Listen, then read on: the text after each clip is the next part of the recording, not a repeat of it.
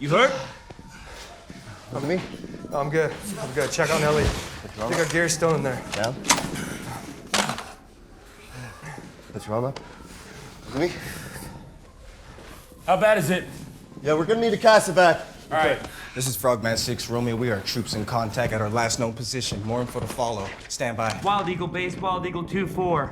We are troops in contact requesting immediate air support. Over. Alpha 2, this is 1. We've had grenades thrown into our position. Copy, 1. We're in contact 2. Elliot is injured. Are we coming to you or are you coming to us? Stand by. Hey!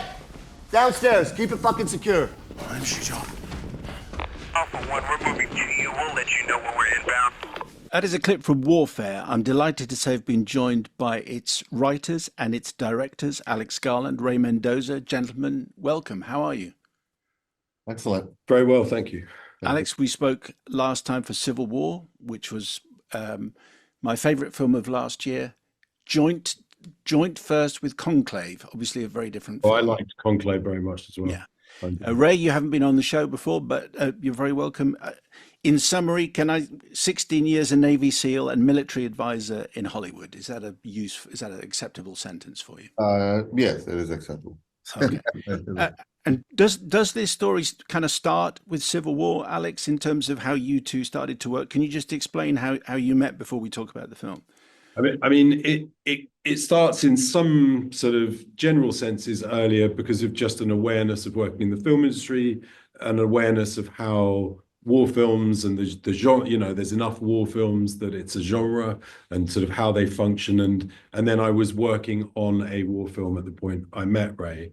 But yeah, absolutely, this film comes straight out of Civil War because it was to do with watching Ray with actors, watching Ray's expertise, seeing things that he was choreographing that if you cut them without compressions and just showed exactly what he was putting together, a kind of electricity of reality floated out of that. It may be invisible when people are watching the film, but I really noticed it, particularly when some soldiers are fighting their way down a corridor towards the Oval Office, and he employed ex-service people to perform it.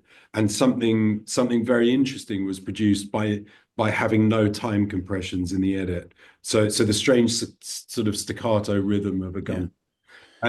And then it was just calling Ray and saying, would you be interested in a real-time film that just had only one goal, which was just to recreate as accurately as possible what an incident of warfare, an incident of combat was like. And then Ray said, so Ray, when Alex said that to you, did you know immediately the story that you wanted to tell? Not immediately. There was a few that I was considering.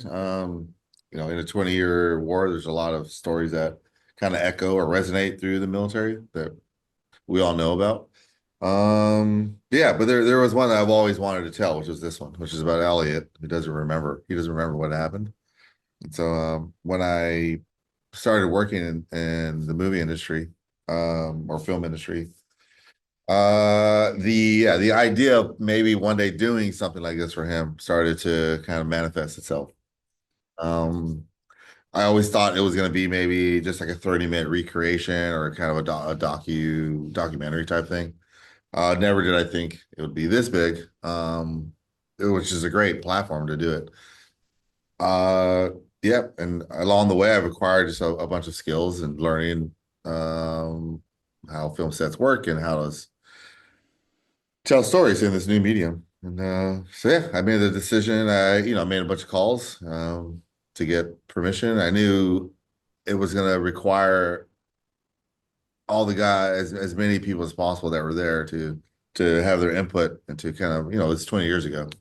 So it was going to be a somewhat of a lengthy kind of a rediscovering process. You mentioned Elliot, which I want to fit him into the pattern, but can you so we're in Ramadi, Iraq, it's 2006. What is the incident that you wanted to tell in this film, Ray? What is the story that we see here? The incident I wanted to tell is, we're in an overwatch position. Our position was compromised.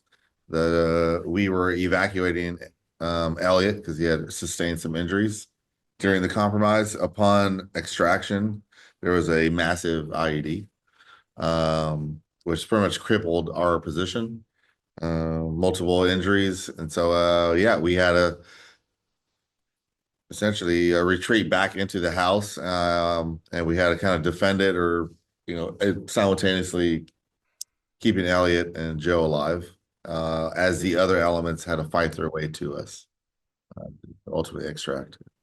Alex, what did the screenplay look like? The screenplay that, because you wrote this together, having gone through all the consultation and the interviewing process, which Ray's talking about.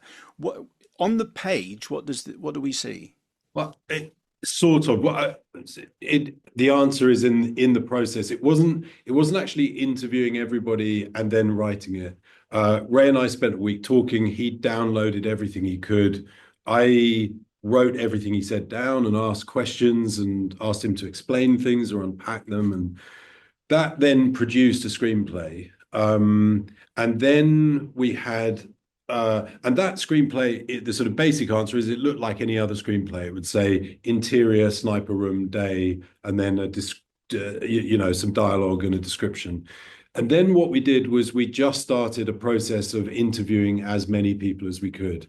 And we would fold their accounts into the screenplay. We would also share that screenplay with them. Then cross-reference. Sometimes people would contradict each other. There would be gaps that slowly would get filled. Several of the people involved in this were concussed, so their memories and actually just their subjective experience of what happened is quite scrambled, and very slowly we pieced it together.